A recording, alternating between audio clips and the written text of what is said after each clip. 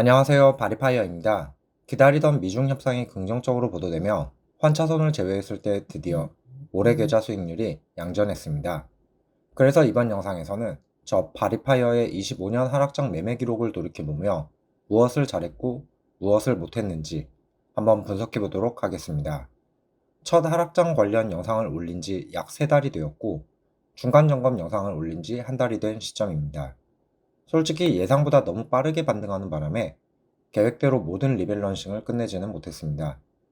최소한 연말까지 회복이 어려울 거라 예상했고, 나스닥이 저점을 찍고 반등하는 모습을 보여준다 해도 다시 빠지지 않을까 하는 두려움으로 인해 대기 자금을 모두 태우지 못했기 때문입니다.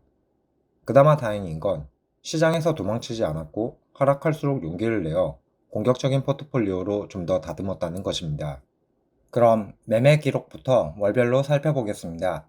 다음 화면은 제가 사용하는 영웅문과 한국투자증권 어플에 직접 들어가 올해 1월부터 현재까지의 매매 기록을 표로 정리한 내역입니다. 하락장이 오기 전 1월과 2월에는 꾸준하게 타미당, 맥커리, 화이자를 매수했지만 본격적인 하락장 진입이 시작되며 3월부터 교체 매매가 시작되었습니다.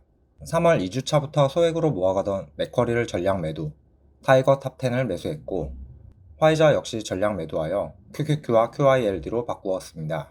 이때 소액으로 모아가던 종목을 정리한 이유는 종목 수를 줄여 하락장 대응을 위해 신경 써야 할 요소를 줄이기 위함이었습니다. 4월에 진입하자 QQQ와 타이거 탑10 위주의 매수가 이어지는데 이때 부족한 총알을 확보하기 위해 상대적으로 주가 하락이 덜했던 리얼티 인컴과 알트리아를 약간 정리하고 QQQ와 QILD를 계속 모을 수 있었습니다. 특이사항으로 이번 유심 해킹이 터지고 23년 1월부터 보유해오던 SK텔레콤을 매도하여 타이거 탑10과 3회당 컨버트콜을 매수했습니다. 이때 단기간에 급등했으므로 더 오르기 어렵겠지 하는 생각에 본주가 아닌 컨버트콜을 매수했는데 알고 보니 이때가 상승의 시작이었던 것 같습니다. 이때라도 본주를 더 매수했다면 계좌의 회복이 더 빨랐을 텐데 돌이켜 생각해보면 조금 아쉬운 판단입니다. 요약하면 이번 하락장에 맥쿼리, SK텔레콤, 화이자, 리얼티인컴, 알트리아의 투자금 약 2,600만 원이 다우와 나스닥 관련 주식으로 변경되었습니다. 이번 하락장 매매를 복귀해 평가해보면 잘한 점은 역시 하락폭이 상대적으로 작았던 배당주를 매도해 하락폭이 컸던 나스닥을 열심히 주었다는 점이고 못한 점은 고점 대비 하락폭이 더 커져감에도 분할 매수하는 금액을 늘리지 못했다는 점이라고 생각합니다. 나스닥이 3% 하락할 때마다 동일 금액을 매수하는 것이 아니라 고점 대비 하락폭이 더 커져감에 매수 금액을 늘려야 했던 것 같습니다. 비유하면 25년 하락장의 습격에서 방패를 세우고 버티다가 공격으로 전환하는 속도가 너무 느렸던 것입니다. 그리고 변명해보자면 저의 생각보다 너무 빠르게 주가가 하락하며 공포가 찾아왔었고 또 생각보다 너무 빠르게 반등하면서 대응하기 어려웠습니다. 약 3달간 시장에 어떤 일이 발생했는지 QQQ의 차트를 보면 본격적으로 하락장이라 판단을 내린 시작점이 2월 3주차였고 나스닥이 다시금 전고점을 트라이하러 가는 현재 5월 2주차인데 저점 대비 30% 상승, 고점 대비 약 4% 남아있는 상황입니다. 솔직히 평소 하락장 때 어떻게 대응할지 미리 정해두지 않았다면 이마저도 대응하지 못했을 것 같기도 합니다. 전 여기서 하나의 교훈, 준비된 것만 대응하기에도 벅차다는 것을 배울 수 있었고 지금부터 부족했던 점을 보강해 다음 하락장을 준비해 보려고 합니다. 추가 하락에 대한 가능성이 없는 것이 아니지만 3월과 4월처럼 고점 대비 마이너스 30% 이상 하락하기는 어렵다고 생각하기 때문에 사실상 하락장은 끝났다고 생각하기 때문입니다. 다만 금요일장 막판에 미국 신용등급 강등이 발생하며 주가가 조정받고 있는데 강등은 트리거일 뿐이고 사실 단기간에 주가가 많이 올라왔기에 하락 혹은 조정받는 것이라 생각합니다. 그렇게 계속해서 매수로 대응할 것인데 만약 나스닥이 하루에 3% 이상 하락한다면 미처 바꾸지 못한 500만원어치의 QILD는 단계적으로 QQQ로 전환될 것 같습니다. 그럼 여기까지 하락장 매매 내역 복귀를 마치고 새롭게 대두되는 환율 문제에 대해 짧게 다뤄보겠습니다.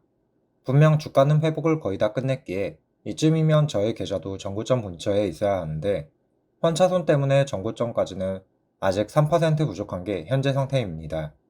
게다가 우상향이든 우하향이든 환율이 어느 정도 안정화되어야 투자를 함에 걱정이 줄어들 텐데 매일 1에서 2%씩 환율이 움직이는 모습을 보면 한국의 화폐 가치가 바람만 불어도 흔들리는 것 같아 조금 답답하기도 합니다. 또 요즘 언론을 보면 원화 강세 요소를 많이 말하고 있음에도 저는 여전히 환 노출된 미국 주식을 주력으로 하고 있습니다. 저출산 고령화로 인한 인구 감소와 경제 성장률 둔화가 결국 일본과 같은 잃어버린 시간을 가져올 것이고, 이는 환율을 우상향시킬 요소이기 때문입니다. 끝으로 이제 포모를 주의해야 할 구간에 진입한 것 같습니다. 나스닥이 전고점 근처를 도달한 이 시점에 더 많이 담지 못한 저도 포모를 느끼고 있는데, 만약 타이밍을 재기 위해 주식을 보유하지 않았던 분들은 저보다 더 강한 포모를 느끼고 계실 것입니다. 그렇게 투자에 있어 앞으로 더 주의해야 하는 시기가 다가오는 것 같습니다. 주가는 회복을 끝내가지만 아직 관세라는 큰 문제는 끝난 것이 아니기에 후폭풍이 어떤 방식으로 시장에 영향을 줄지 알 수 없는 상태입니다. 어쨌든 이번 반등장을 놓친 건 놓친 것이고, 이를 억지로 따라가려 하면 그만큼 리스크가 높아지기에 저는 이제 기술주 매수를 가급적 멈추고 다시금 배당주를 모아가고자 합니다.